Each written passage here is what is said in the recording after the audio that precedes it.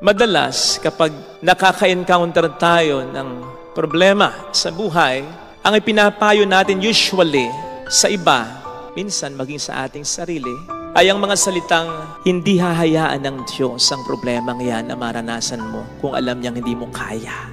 Totoo naman, naniniwala po ako dyan. Madalas, naipapayo ko rin naman yan.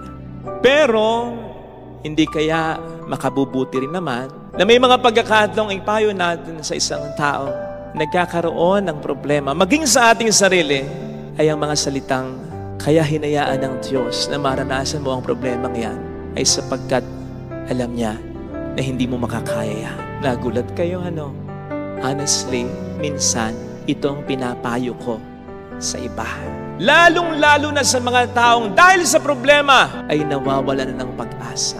Dahil sa problema, nagagalit na sa Diyos.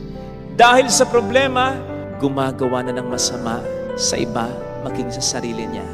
Sinasabi ko yan. Kaya hinayaan ng Diyos na mangyari ang problema ito dahil alam niya na hindi mo kaya. Siyempre, ina-explain ko ng maganda. Dahil kung hindi, mas lalo siyang mawawalan ng pag-asa. Mas lalo siyang magagalit sa Diyos. Mas lalo siyang gagawa ng masama sa iba, maging sa sarili niya. Paano ko ito ina-explain? Unang-una sinasabi ko, brad, sister, bata man o matanda, banal man o makasalanan, habang nabubuhay tayo sa mundong ito, pwede pa rin talaga tayong lokohin. Kahit nag-iingat tayo, pwede pa rin tayo talagang magkasakit. Kahit nagpapakabuti tayo, pwede pa rin may masamang gumawa sa atin. Bahagi yon ng buhay natin sa mundo at ng pagsunod natin kay Kristo.